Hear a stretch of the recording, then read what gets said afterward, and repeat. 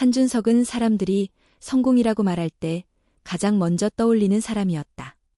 금화금융그룹의 회장, 국내 10대 자산가, 전설적인 M&A 전문가. 그는 정확했고 냉철했으며 인간적인 감정은 효율실문 앞에서 벗어두고 들어오는 사람이었다.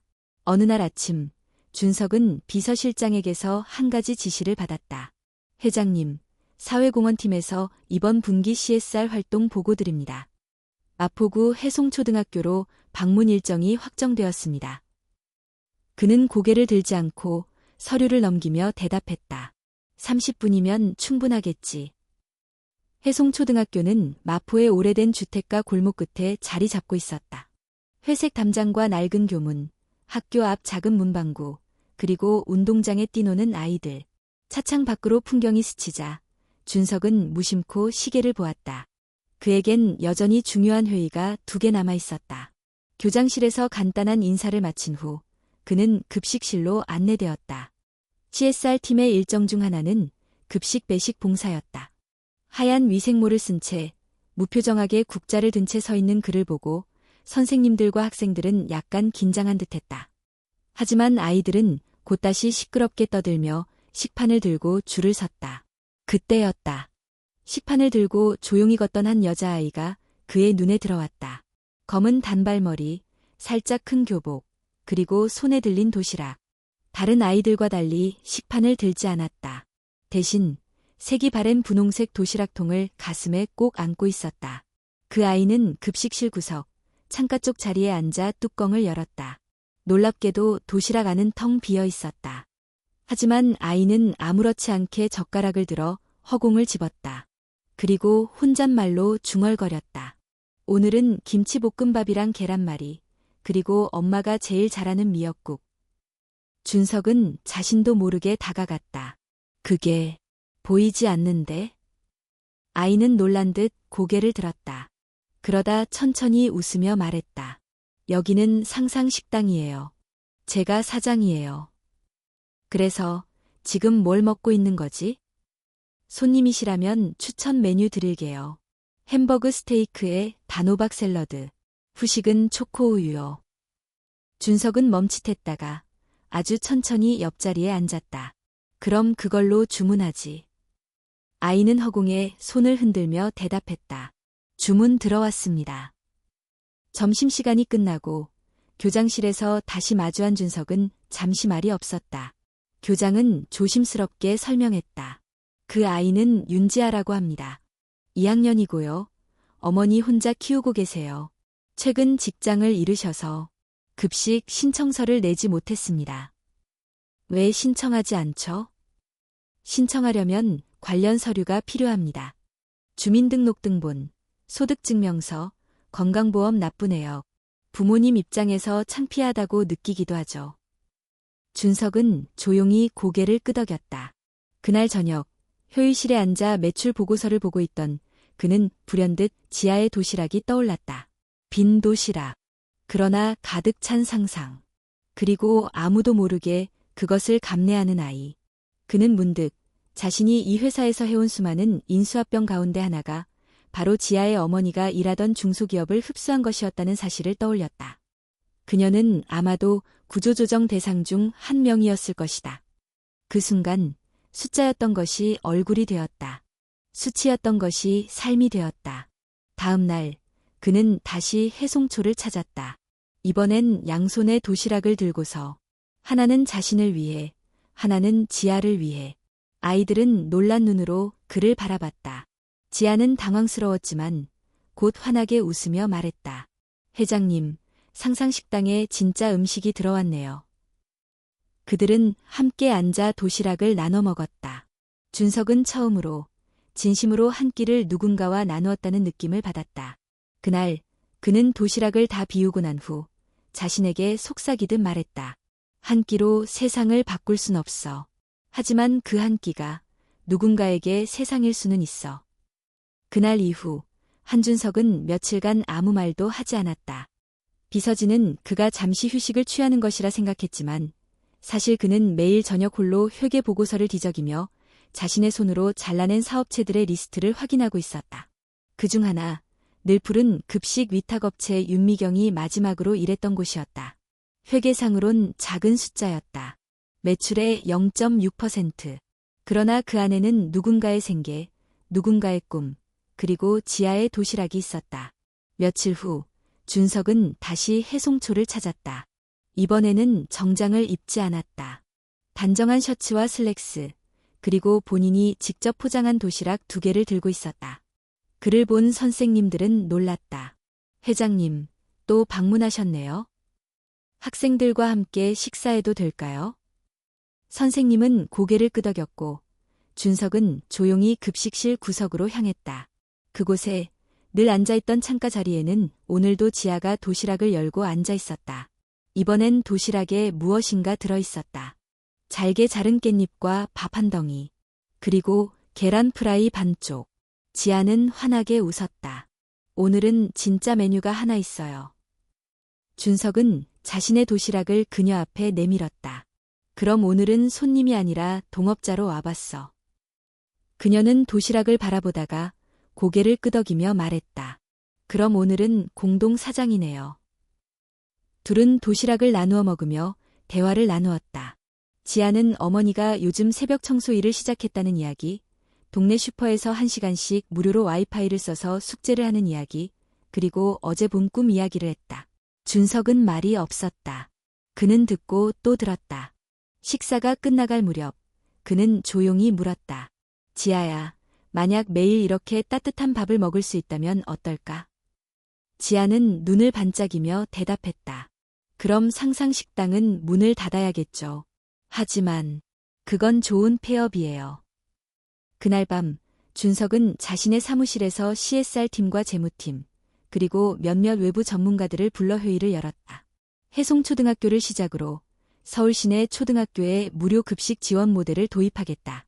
조건은 단 하나, 모든 아이들이 차별 없이 먹을 수 있도록 신청서도, 심사도, 낙인도 없어야 한다. 재무팀장이 난색을 표했다. 회장님, 예산만 해도 매년 수십억 원이 들어갑니다. ROI가 없으면. ROI는 도시락 하나에 담긴 존엄이다. 지금부터 이건 수익 사업이 아니라 책임 사업이다. CSR팀의 한 직원이 조심스럽게 물었다. 회장님, 이 프로젝트 이름은 어떻게 할까요? 준석은 잠시 생각하다가 대답했다. 지아가 말했지. 상상 식당이라고. 하지만 이제는 진짜 식당이야.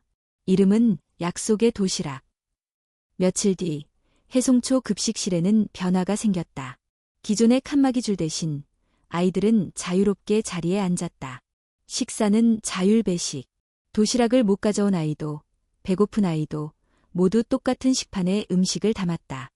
배수진 조리사는 처음엔 회의적이었다. 갑자기 사람이 많아지면 식자재가 모자라요. 그리고 애들, 편식 심해요. 하지만 그녀는 곧 놀라운 광경을 보게 됐다. 아이들이 줄을 잘 서고 배식을 받으면서 서로 양보했다. 심지어 남은 반찬을 서로 나누는 모습까지. 그리고 지아는 여전히 같은 자리에 앉아 있었지만 이번엔 도시락이 아닌 식판을 들고 있었다. 그녀는 새 친구들과 나란히 앉아 먹으며 말했다. 이제는 상상 말고 진짜 음식을 먹을 수 있어서 좋아요. 그리고 무엇보다 혼자 아니어서 더 좋아요. 프로젝트는 빠르게 입소문을 탔다. SNS에는 우리 아이도 이제 따뜻한 급식을 먹어요라는 해시태그가 늘어났고 지역신문에선 도시락혁명이라는 제목으로 첫 보도가 나왔다. 그러나 예상 못한 일이 벌어졌다. 기자들이 몰려들기 시작했다. YTN, KBS, 조선일보, 심지어 외신까지. 한준석의 얼굴이 다시 언론에 등장했다. 이번엔 회장실이 아닌 급식실에서 대한민국 10대 자산가가 밥을 나르다. 인터뷰를 요청하는 언론이 줄을 섰다. 하지만 준석은 모두 정중히 거절했다. 나는 이야기의 주인공이 아닙니다. 주인공은 지하고 그 도시락입니다. 하지만 세상은 조용히 지나가지 않았다. 이사회는 긴급회의를 소집했다. 회장님, 언론 노출과 재정 지출로 투자자들이 불안해하고 있습니다. 이 프로젝트는 공익이지 경영 전략이 아닙니다. 하지만 주주의 신뢰를 흔드는 건 위험합니다. 도시락 하나가 회사의 신뢰도를 떨어뜨릴 수는 없습니다. 그 순간 준석은 말했다. 그럼 도시락보다 가치 없는 신뢰라면 내게는 필요 없습니다.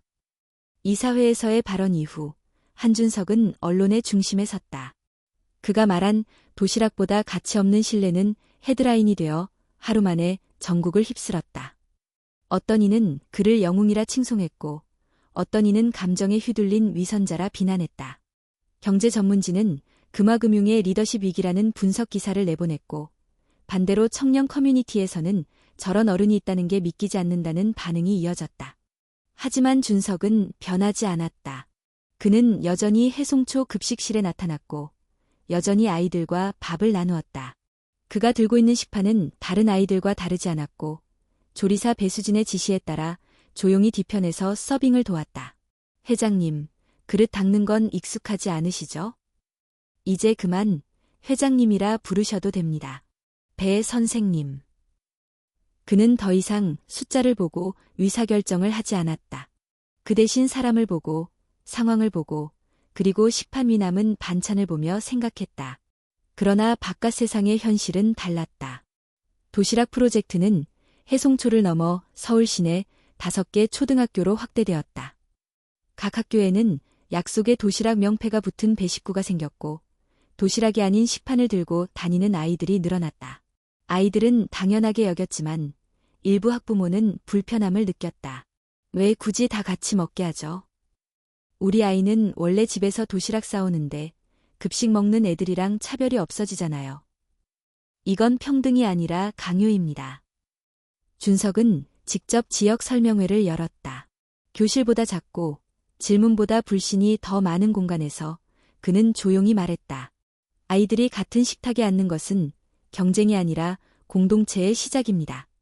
우리는 그들에게 음식뿐 아니라 함께 먹는 경험을 주고 싶습니다. 누군가는 고개를 돌렸고 누군가는 눈을 피했다. 하지만 몇몇 부모는 눈시울을 붉혔다. 한 어머니가 일어나 이렇게 말했다. 저희 아들, 이전까지는 급식이 부끄럽다고 했어요. 근데 요즘은 친구들이랑 같은 반찬 먹으면서 더 즐겁대요. 그게 저는 고맙습니다. 그날 이후 조용한 후원이 늘기 시작했다. 익명의 기부자들, 은퇴한 교사들, 소상공인들, 심지어 한 중학생이 5,000원을 봉투에 넣어 제 친구랑 같이 먹고 싶어서요. 라는 쪽지를 보냈다. 하지만 이 흐름이 모두에게 반가운 것은 아니었다. 언론 보도를 통해 윤지아의 존재가 공개되었다. 그녀가 빈 도시락 아이였다는 사실이 드러나자 누군가는 그녀를 칭찬했고 누군가는 그녀를 프로 불쌍한 척하는 아이라며 비난했다. 더 심각한 건 지아와 어머니 윤미경이 받은 협박이었다. 편지 한 통. 내용은 짧았다. 조용히 살아라. 더 이상 피해자 행세하지 마라. 경찰이 개입했지만 가해자는 특정되지 않았다. 지아는 처음엔 아무 말도 하지 않았다. 밥을 남기기 시작했고 학교에서도 말수가 줄었다. 미경은 준석을 찾아와 조용히 말했다. 아이한텐 그냥 평범한 하루가 필요해요. 세상 앞에 설 준비는 아직 안 됐어요. 준석은 고개를 끄덕였다. 그리고 처음으로 도시락 프로젝트를 잠시 멈추는 선택을 했다. 그는 다시 사무실로 돌아왔다. 그러나 과거의 그 사무실이 아니었다. 책상 위엔 재무보고서 대신 학생들이 보낸 그림 편지가 놓여 있었고 벽엔 모두의 식탁이라는 문구가 붙어 있었다. 그는 조용히 생각했다. 이건 누군가의 인생이기도 하다. 그러니 천천히 단단하게 가야 한다. 도시락 프로젝트는 전면 확대 대신 시범학교 중심 모델로 재편되었다. 선발된 학교에서만 운영하며 그 경험과 자료를 수집해 더 나은 구조를 만드는 방식이었다. 그리고 그 중심에 배수진, 윤미경, 그리고 몇몇 교장이 참여했다. 그들은 도시락을 나르는 이들이자 그것을 지키는 이들이었다. 몇 주 후 해송초에서는 특별한 행사가 열렸다. 감사의 날, 아이들이 선생님과 조리사에게 감사 편지를 낭독하는 행사였다. 마지막 순서, 조용히 무대에 오른 아이가 있었다. 윤지아. 그녀는 마이크를 들고 고개를 들었다. 저는 도시락이 없었어요. 그래서 상상 속 식당을 만들었고 혼자 밥을 먹었어요. 그런데 어떤 어른이 제 옆에 앉아주셨어요. 그리고 진짜 식사를 만들어주셨어요. 그녀는 숨을 고르고 이어 말했다. 저는 아직 어리고 많이 부족하지만 이제는 말할 수 있어요. 나눠 먹는 밥이 제일 맛있다고. 그 순간 급식실은 조용했다. 그리고 이내 박수가 터져 나왔다. 조용히 뒷자리에서 듣고 있던 한준석은 고개를 숙였다. 그는 그 어떤 금융성과 발표보다 지금 이 순간이 더 진짜라는 것을 알았다. 세상은 여전히 복잡했다. 도시락 프로젝트는 공격도 받았고 왜곡도 당했다. 하지만 아이들의 식탁은 지켜지고 있었다. 그리고 한 가지는 확실했다. 지하의 도시락은 이제 비어있지 않았다. 그리고 그 속에는 밥만이 아니라 약속이 담겨 있었다. 지하의 연설이 전국으로 방송된 다음 날, 약속의 도시락은 더 이상 지역 프로젝트가 아니었다. 그것은 이제 전국적인 담론이 되었고, 동시에 논쟁의 불씨가 되었다. 아이들에게 의존만 가르치는 교육. 민간 재산으로 정부가 할 일을 대신하는 위선. 공정하지 않다. 어떤 아이들만 혜택을 받는가? 언론은 각기 다른 시선으로 이 프로젝트를 다뤘다. 진보 성향의 매체는 교육복지의 모범이라며 칭찬했고, 보수신문은 감성파리로 기업 책임을 회피한다고 비판했다. 이와 동시에 일부 정치인들까지 목소리를 높이기 시작했다. 국회 교육위원회의 한 의원은 인터뷰에서 이렇게 말했다. 한준석 회장은 교육과 복지를 혼동하고 있습니다. 이런 시혜적 모델은 국가 시스템을 혼란스럽게 할 뿐입니다. 심지어 인터넷 커뮤니티에서는 지하를 조롱하는 패러디 영상이 돌아다녔다. 그녀의 연설을 흉내내며 나도 도시락 없었는데 왜 밥 안 줌? 이라는 댓글이 수천 개 달렸다. 윤미경은 다시 경찰에 협박 신고를 해야 했다. 아이를 지키기 위해 TV도 껐고 창문도 가렸다. 그러나 지아는 이번엔 울지 않았다. 그저 조용히 더 단단한 표정으로 일기를 썼다. 엄마, 나는 진짜 이야기만 했어요. 세상이 진짜 이야기를 싫어한다면 그건 세상의 문제예요. 한준석은 침묵을 선택했다. 인터뷰 요청은 거절했고 SNS 계정도 닫았다. 하지만 그는 하루도 빠짐없이 해송초와 인천 조리센터를 오갔다. 수백 명의 식재료 주문을 조정했고 새로 참여하는 학교들의 조리 환경을 점검했다. 그의 곁에는 조용히 함께 일하는 사람들이 있었다. 배수진 조리사, 조용한 불꽃이라 불리는 그녀는 아침 5시마다 메뉴표를 다시 검토했다. 윤미경은 이제 후원과 상담을 담당하며 학부모들과의 신뢰를 다졌다. 그들은 언론을 믿지 않았다. 그들은 통계를 믿지 않았다. 그들은 매일 아침 식판을 든 아이들의 눈을 믿었다. 하지만 파장은 그들을 가만두지 않았다. 한 달 후 교육부에서 공식 공문이 날아왔다. 민간 도시락 제공 프로젝트에 대한 행정 검토 요청. 실질적인 감사였다. 프로젝트 자금 출처, 운영 방식, 식품 위생 안전 등 전방 위적 조사.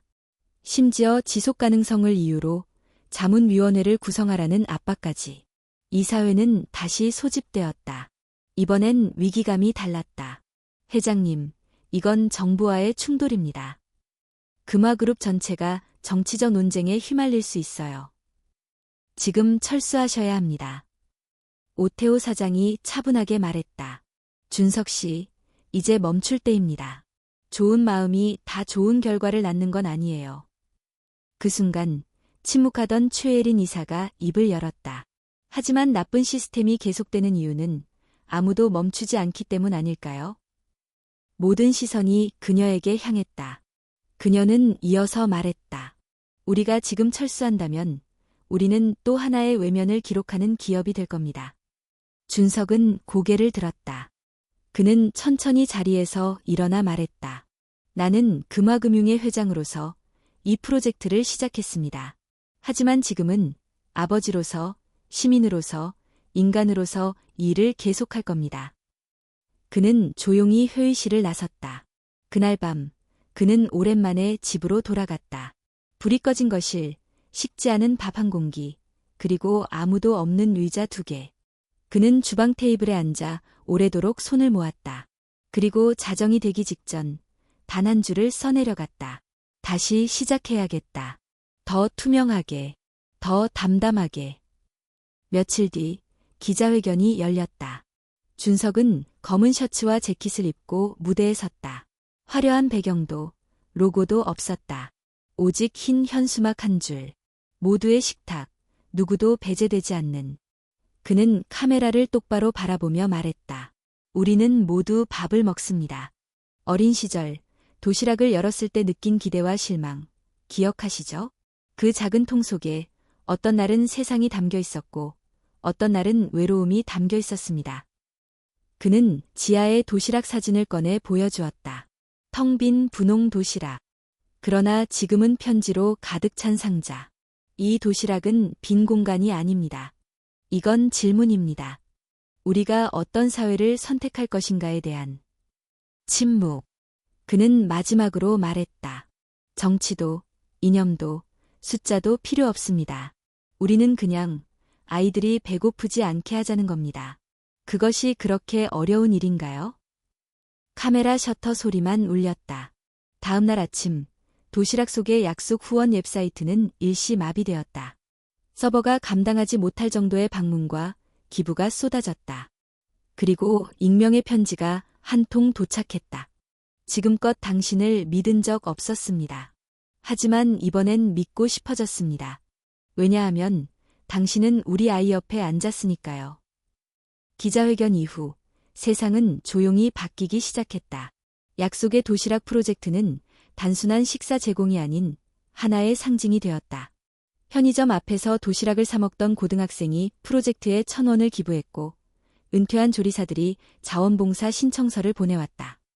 이름도 밝히지 않은 청소 노동자들이 손글씨로 보낸 쪽지들. 딸아이도 언젠가 그 도시락을 받았으면 좋겠습니다. 정말 필요한 일, 늦게라도 해주셔서 감사합니다. 그러나 그만큼 커진 시선과 책임이 한준석의 어깨를 짓눌렀다. 이 사회는 다시 한번 그를 호출했다. 이번엔 명확했다. 주주들과 투자자들의 신뢰 회복을 위해 그는 명백한 결정을 내려야 했다. 오태호는 단도직입적으로 말했다. 준석 씨, 이제는 양쪽을 모두 지킬 수 없습니다. 금화금융의 회장직을 유지할 것인지 아니면 도시락 프로젝트에 올인할 것인지. 침묵. 최예린이 조심스럽게 물었다. 그 결정, 정말 본인의 뜻대로 할 수 있다고 믿으세요? 한준석은 천천히 일어나 창가로 걸어갔다. 밖엔 비가 내리고 있었다. 회사의 마천루 아래로 사람들의 우산이 개미처럼 움직이고 있었다. 그는 천천히, 하지만 단단하게 대답했다. 제가 만든 제국입니다. 하지만 이 제국이 단 한 아이의 식사보다 우선이라면 그건 제 잘못입니다. 모두가 놀란 눈으로 그를 바라보았다. 오늘부로 회장직에서 물러납니다. 지금부터 저는 단 하나의 직함만 가집니다. 약속의 도시락 공동 설립자. 그는 회의실을 나갔다. 그 순간 누구도 붙잡지 못했다. 몇 주 후 금화금융은 새로운 회장을 발표했다. 시장 반응은 다소 혼란스러웠지만 기업은 예상보다 빠르게 안정을 되찾았다. 그러나 세상의 관심은 더 이상 금화에 머물지 않았다. 약속의 도시락은 전국 확대를 선언했다. 서울을 넘어 인천, 대전, 부산, 광주까지 각 지역 교육청과의 협약 체결, 지방 중소기업과의 연계, 조리 인력 채용 프로그램, 그리고 무엇보다 도시락 배달 네트워크의 중심이 될 인천 공유 주방센터 착공식. 착공식 당일 많은 이들이 모였다. 지아도 어머니 손을 잡고 참석했다. 전국에서 몰려든 자원봉사자, 후원자, 교사들. 그들 앞에 선 준석은 이전과는 다른 표정이었다. 회장 시절의 냉철함이 아니라 주방에 선 조리사의 담백함. 우리는 아이들에게 단순한 식사를 주는 게 아닙니다. 존엄을, 소속감을, 그리고 꿈을 나눕니다. 그는 잠시 말을 멈췄다. 여러분은 오늘 또 하나의 식탁을 지었습니다. 이 식탁은 끝이 없습니다. 누구든 앉을 수 있고 누구도 혼자 두지 않습니다. 박수가 터졌다. 지아는 고개를 들어 그를 바라봤다. 그 순간 그녀는 처음으로 그의 눈빛 속에서 두려움이 아닌 확신을 보았다. 하지만 확장은 언제나 부작용을 동반했다. 전국으로 퍼진 프로그램은 다양한 지역의 정치적, 사회적 민감성과 마주해야 했다. 어느 지자체에서는 민간 단체의 급식 개입은 불법 소지가 있다며 반발했고, 어느 교장협의회에서는 교내 급식 주권을 외부에 넘길 수 없다는 입장을 밝혔다. 또한 일부 극우 성향 단체에서는 도시락 복지가 공산주의적 발상이라는 성명을 내기도 했다. 심지어 준석 개인의 사생활까지 표적이 되었다. 그가 이혼했다는 과거, 그가 군 복무 중 외교부 파견으로 해외에 있었던 기록, 그의 고등학교 동창이 작성한 루머까지 퍼지기 시작했다. 어떤 날 조리센터 문 앞에 낙서가 적혔다. 밥만 주면 다 해결되냐? 현실 좀 봐. 그날 밤 그는 오래도록 불 꺼진 사무실에 앉아 있었다. 지아가 남긴 쪽지가 책상 위에 있었다. 밥을 먹는 건 사람이에요. 그러니까 도시락이 아니라 사람을 기억해 주세요. 그는 문득 미소를 지었다. 다음 날 아침, 준석은 새로 문을 연 인천 주방에서 앞치마를 두르고 서 있었다. 배수진 조리사와 함께 식자재를 나르고 조리 도우미에게 레시피를 건네주며 말했다. 오늘 메뉴는 제육볶음이야. 고기보다 양파를 조금 더 많이 써줘요. 달큰한 맛이 아이들 속을 편하게 하니까. 그 순간 옆에 있던 새 조리원이 물었다. 정말 회장이셨어요? 준석은 고개를 끄덕였다. 회장으로 산 시간보다 지금이 더 사람 같아서요. 그날 저녁 뉴스에서는 또 하나의 특별 보도가 나갔다. 한 아이의 도시락이 바꾼 도시, 그리고 도시에 스며든 식탁의 혁명. 그 화면 속 조용히 도시락을 나르는 한 남자의 뒷모습이 비쳤다. 이름은 나오지 않았다. 하지만 그 누구보다 확실한 존재감이었다. 약속의 도시락은 이제 더 이상 조용한 나눔이 아니었다. 그것은 전국의 학교 급식 시스템을 흔드는 변수였고, 동시에 수많은 가정의 기대였다. 프로젝트가 진행된 지 1년, 전국 43개 초등학교가 참여했고, 월 평균 수의 아동은 17,000명을 넘었다. 온라인 후원자 수는 10만 명을 돌파했고, 자원봉사 신청은 매달 수천 건에 이르렀다. 그 시점에 마침내 정부가 움직였다. 교육부는 공식 제안을 보내왔다. 약속의 도시락을 국가사업 모델로 채택하겠다는 내용이었다. 조건은 명확했다. 1. 모든 운영 주체는 교육청 산하로 편입. 2. 배식 인력은 공공근로 인력으로 대체. 3. 기부금은 전면 중단하고 예산으로 전환. 4. 중앙감시 시스템 구축. 한준석은 서울 종로 정부청사 회의실에 초대되었다. 교육부 장관, 복지부 실무자, 지자체 대표 등이 모인 자리였다. 장관이 조심스럽게 말했다. 한 대표님, 이건 기회입니다. 프로젝트가 개인 의지를 넘어서 국가 정책으로 확대될 수 있다는 뜻입니다. 준석은 질문했다. 그럼 앞으로 아이들이 식사받기 위해 다시 소득증명서 제출해야 하나요? 장관은 잠시 망설였다. 전수 지원은 어렵습니다. 진짜 필요로 하는 아이에게 집중해야죠. 그는 고개를 숙였다. 그 진짜를 누가 판단하나요? 배고픔은 서류로 증명되지 않습니다. 장관은 말없이 물만 마셨다. 복지부 실무자가 나섰다. 이건 효율성의 문제입니다. 제한된 예산으로 더 많은 아이를 지원하려면 기준이 필요합니다. 준석은 조용히 말했다. 기준은 언제나 누군가를 제외시킵니다. 회의가 끝난 후 그는 인천 조리센터로 돌아왔다. 그를 기다리던 배수진은 물었다. 정부에서 뭐래요? 우릴 돕겠대요. 대신 우리가 누군지 잊으래요. 배 조리사는 고개를 저었다. 나는 서류만 보고 식사 주는 거, 그거 다시는 못하겠어요. 그녀의 말은 짧았지만 단단했다. 윤미경도 말했다. 지금 방식이 불편하긴 해요. 예산도 늘 부족하고 인력도 모자라요. 근데 아이들 얼굴을 보면서 일하는 건 우리 방식이에요. 준석은 밤새도록 고민했다. 그는 공공화와 지속 가능성 사이에서 인간성과 제도 사이에서 흔들리고 있었다. 그때 지하의 쪽지가 다시 떠올랐다. 사람을 기억해 주세요. 며칠 뒤 그는 기자회견을 열었다. 많은 이들이 국가사업 채택을 기정사실로 알고 있었다. 정부와 민간의 협업 모델로 자리 잡는다면 약속의 도시락은 한국 최초의 전국 학교 급식 재단이 될 수 있었다. 하지만 그는 단호했다. 우리는 제안을 고사하겠습니다. 순간 기자들 사이에 술렁임이 일었다. 그는 계속 말했다.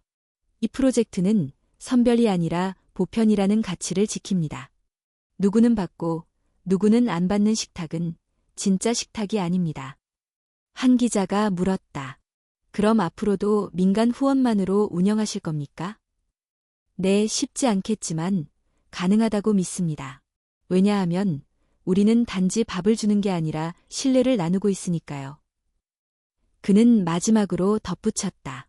도시락이 작고 보잘것없어 보여도 그 안엔 사람이 담깁니다.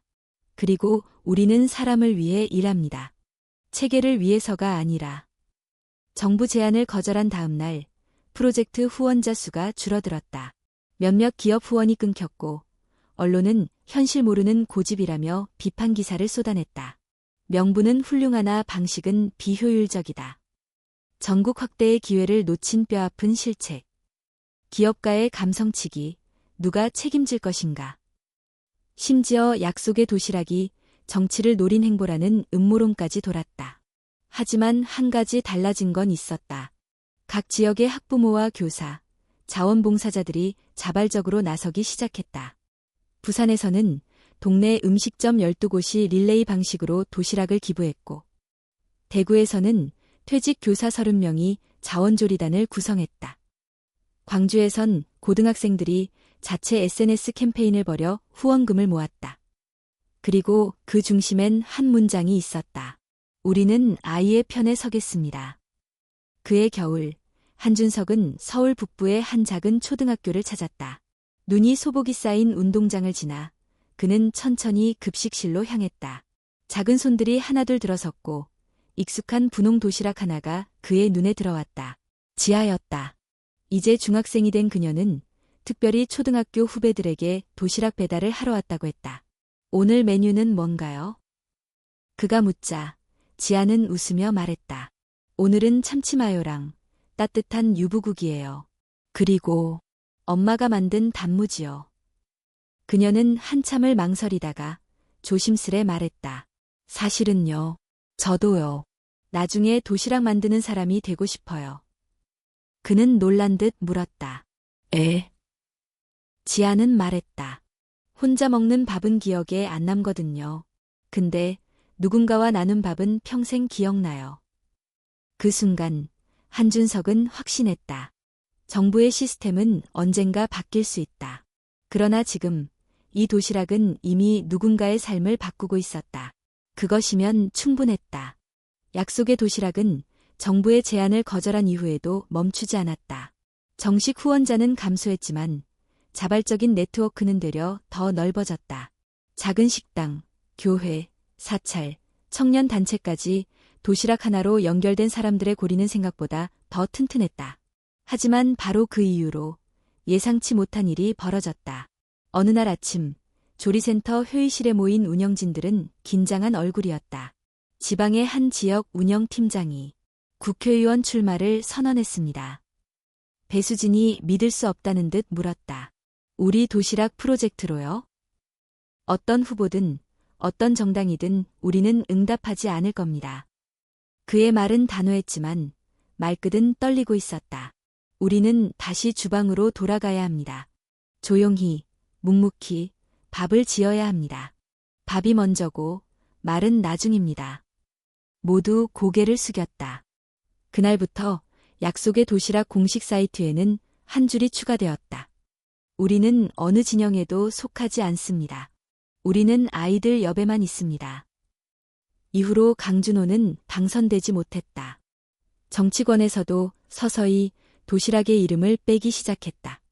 하지만 그 와중에도 전국 각지에서 누군가는 여전히 아침 6시에 일어나 밥을 짓고 있었고 누군가는 이름 없는 손으로 도시락을 배달하고 있었다. 조용한 힘. 그것이 도시락의 본질이었다. 약속의 도시락이 정치의 소용돌이에서 한 걸음 물러난 뒤 세상은 조금 조용해졌다. 기분은 여전히 불안정했고 지역마다 운영 편차도 컸지만 도시는 더 이상 그들의 이름을 논쟁거리로 삼지 않았다. 대신 사람들은 묵묵히 움직였다. 부산의 한 어머니는 자녀 생일마다 생일 도시락을 기부했고 전주의 한 미술교사는 도시락 박스에 직접 아이들이 그린 그림을 인쇄해 그림 도시락을 만들었다. 서울의 한 대학교 학생회는 한 끼 친구 캠페인을 벌여 주 1회 급식 봉사를 시작했다. 준석은 이 변화를 말로 설명하지 않았다. 그는 그저 더 깊이 고개 숙여 감자를 깎았고 더 조용히 아이들과 나란히 밥을 먹었다. 하지만 바로 그 시점에 새로운 얼굴들이 나타나기 시작했다. 서울의 한 고등학교에서 열린 청소년 사회참여 포럼. 주제는 밥상에서 시작하는 사회정의. 그곳에서 한 소녀가 발표를 준비하고 있었다. 윤지아. 이제 고등학교 2학년. 그녀는 여전히 조용한 말투였지만 그 말에는 힘이 실려 있었다. 많은 어른들이 먹는 일은 개인 책임이라고 말합니다. 하지만 저는 그게 사회의 책임이기도 하다고 믿어요. 왜냐하면 혼자 먹는 밥은 배는 채울 수 있어도 마음은 못 채우거든요. 그녀는 발표를 마친 후 질문을 받았다. 한 학생이 물었다.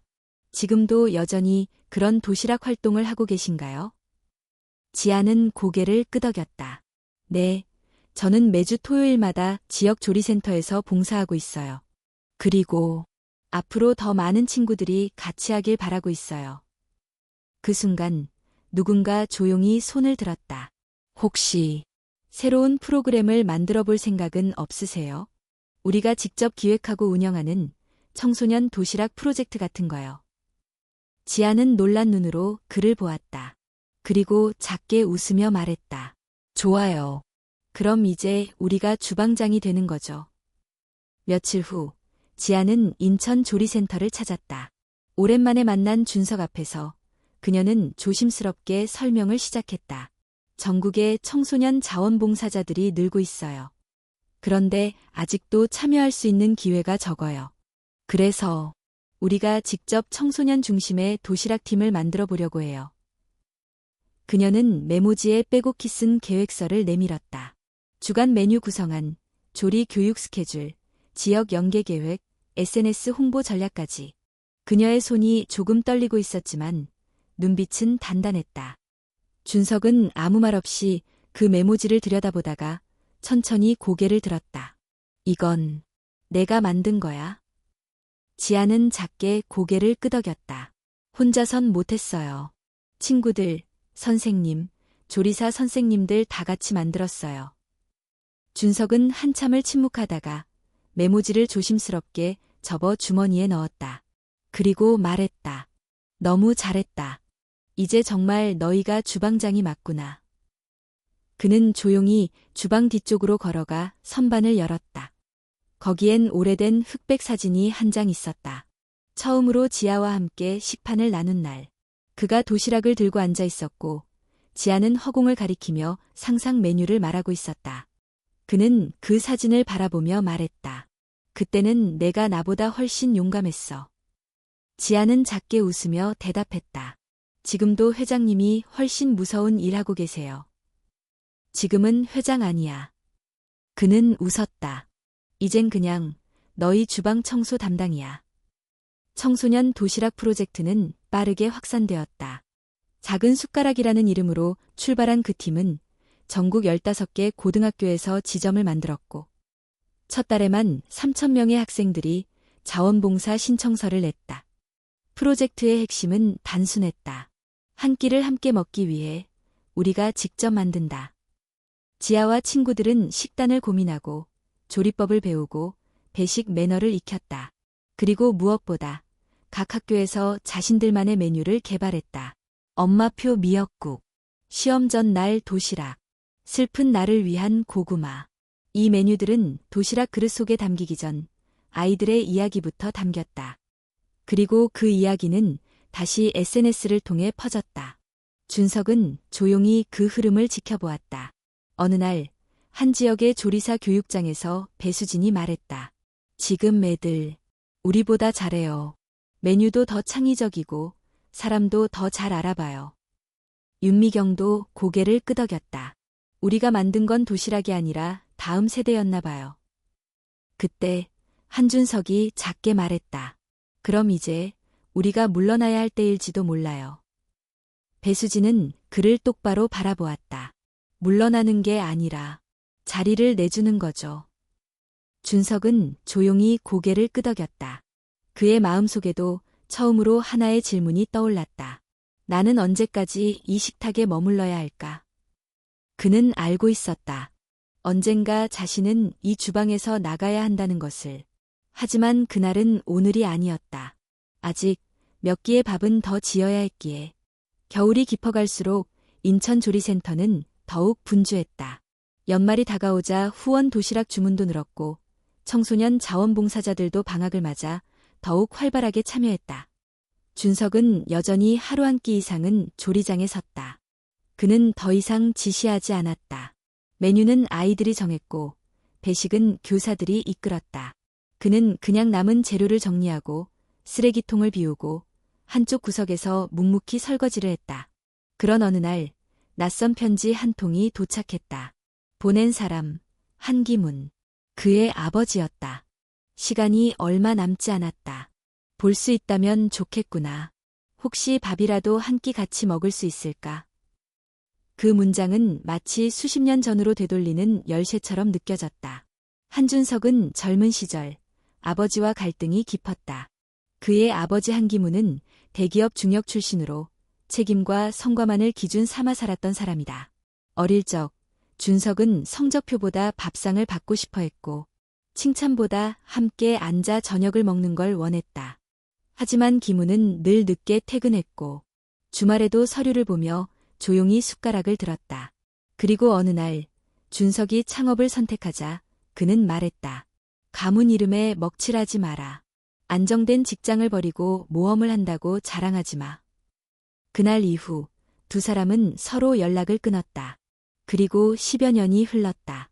지금 그의 아버지는 요양병원에 누워 있었다. 말기 신부전. 체력도 기억력도 예전 같지 않았다. 하지만 편지를 쓸 정도의 의지는 남아 있었던 것이다. 준석은 망설이다 결국 병실을 찾았다. 그가 문을 열자 한기문은 창밖을 보고 있었다. 오랜만이다. 그의 목소리는 여전히 낮고 단단했지만 힘은 많이 빠져 있었다. 편지 읽었다. 준석이 말하자 기문은 고개를 돌렸다. 나는 너한테 제대로 밥 한 끼도 안 해줬구나. 그 말은 준석의 마음을 순간 멈추게 했다. 넌 늘 차갑다고 생각했어. 그런데 요즘 TV에서 내가 도시락 나르는 걸 봤다. 그걸 보면서 생각했다. 내가 그렇게 무시했던 밥 한 끼가 너한테 전부였구나. 기문은 한참 침묵하다가 말했다. 사람은 늦게 깨달아.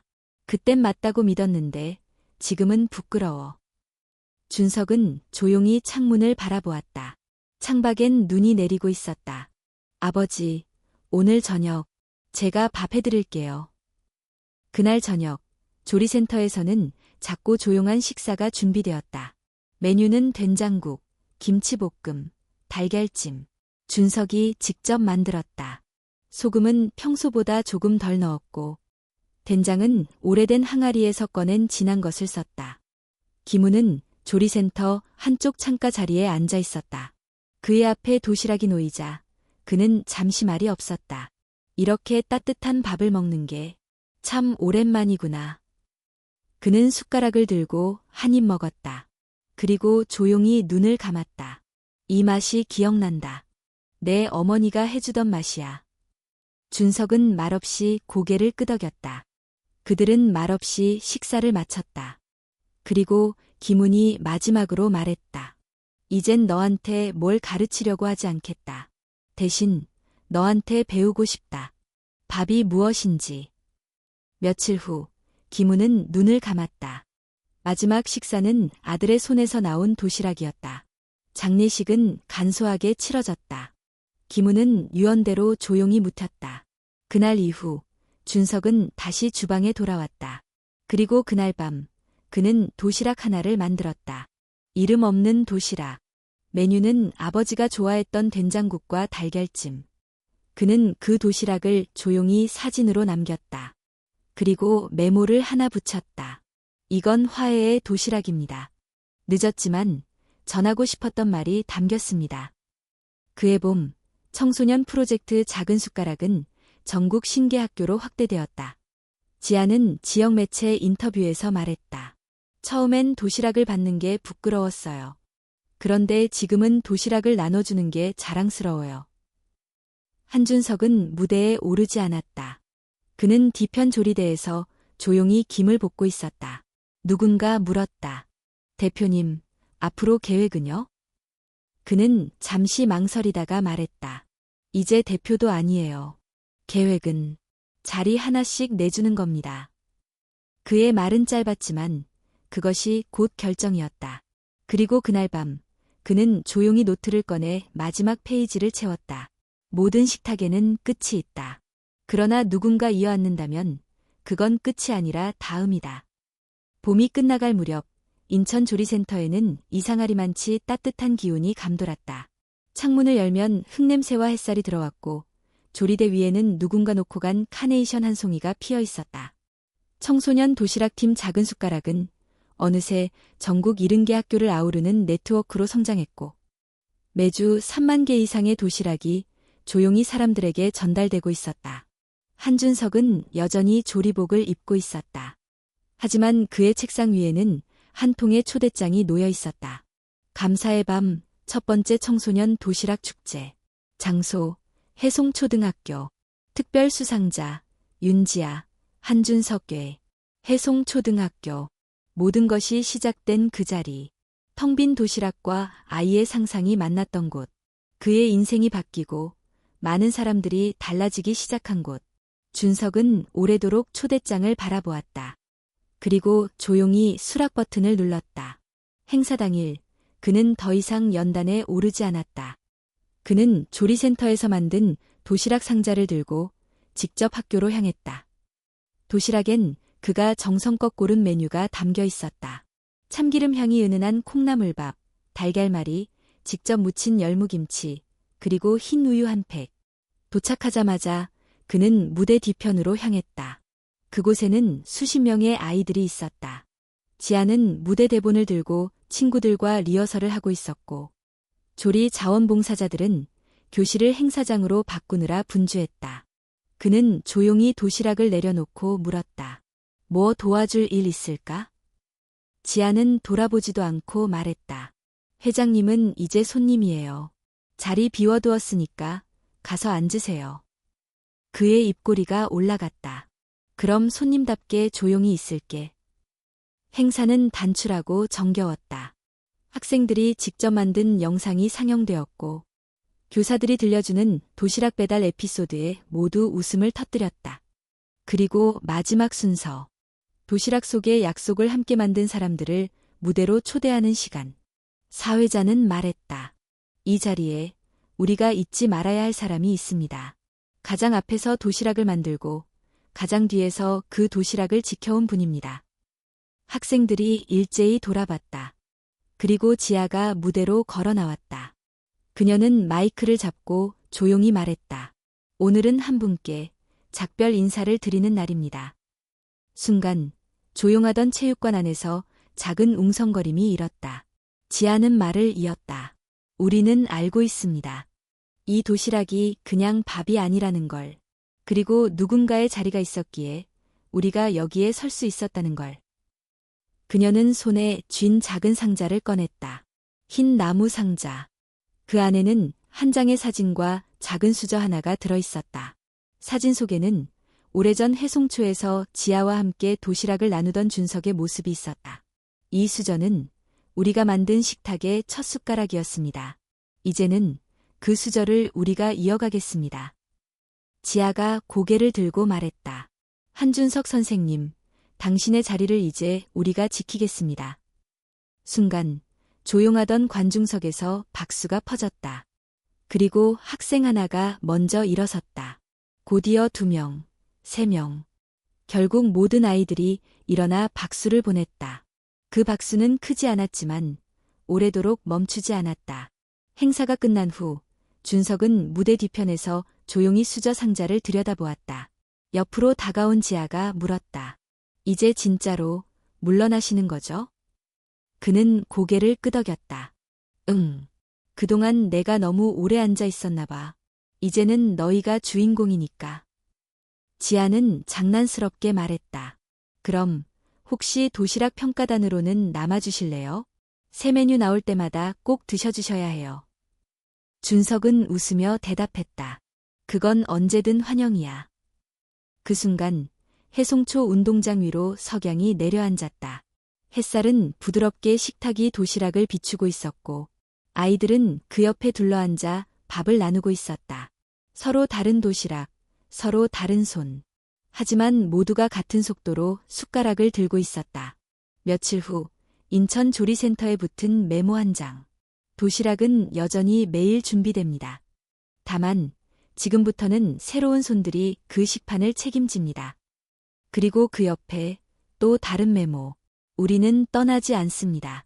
다만 한 걸음 뒤에서 지켜볼 뿐입니다. 이야기는 그렇게 끝나지 않았다. 아니, 이제부터 다시 시작되는 것이었다. 그날의 식탁 위에는 이름도 없고 얼굴도 모르는 사람들의 정성스런 밥 한 끼가 놓여 있었고 그 옆엔 빈자리가 하나 있었다. 누구든 앉을 수 있는 자리. 함께 먹는 것이 외롭지 않도록.